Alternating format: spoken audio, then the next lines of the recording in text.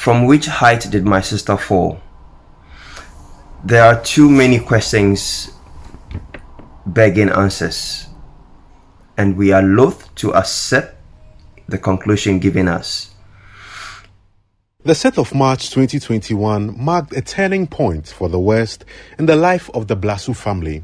Their daughter, sister, and mother, Lilian Dejoe, was confirmed dead shortly after her husband, Prince Charles Dejoe, found her unconscious on the staircase of their East Legon residence. But what initially looked like an accident took a dramatic turn as her father and daughter revealed that Lilian had been a victim of physical abuse in her marital home for a while. Her father told the police that the day before Lilian's death, she had called him to report that her husband had once again beaten her black and blue.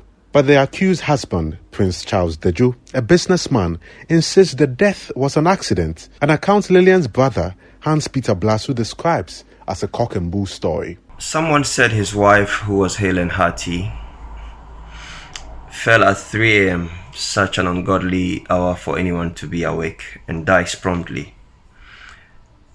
The police comes out to say the victim, my sister, died of a blunt head injury due ostensibly to a fall, confirming into the story put out by the one person who knows the truth and would want the world to accept his story as the truth. What happened to forensic investigations? What caused the blunt head injury? Is a fall the only probable cause of the said blunt head injury? Since March 2021, this story has gained a lot of media attention. After 2 failed attempts to get bail for the accused husband at the Medina Magistrates Court, the High Court in Accra granted the request on June 17 to the tune of 200,000 Ghana cedis with 2 sureties. As the case returned to the Medina Magistrates Court on June 18, the prosecution asked for more time to get advice from the Attorney General on the way forward. As a family, we know nothing about the investigation. Zilch. Absolutely nada. The state is investigating, the state is prosecuting, the state will give judgment eventually. The family has been sidelined. Even the autopsy reports for which my dad was made to pay some costs, the detailed report is not made known to the family. A transparent judicious determination is all that our family seeks. If there was a crime committed in the death of my sister Lilian, the law should exact retribution. If there was no crime committed, the suspect can go home free.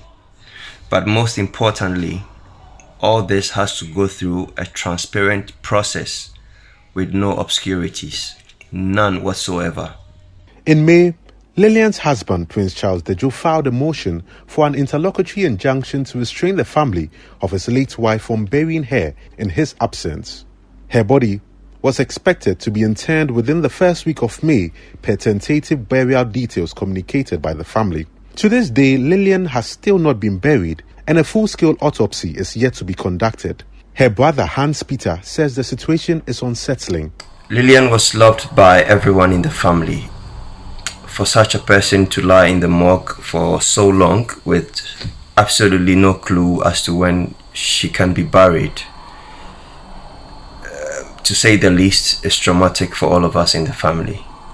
The family of late Lilian Dejoe has this advice for those who may also find themselves in abusive relationships. My advice to anyone, both male and female, living and enduring a toxic, a hostile and an abusive relationship, and when I say abusive, I mean mentally and physically, is that get out before it's too late.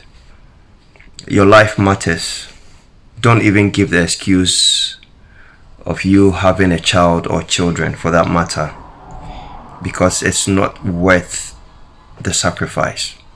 Get out now and live.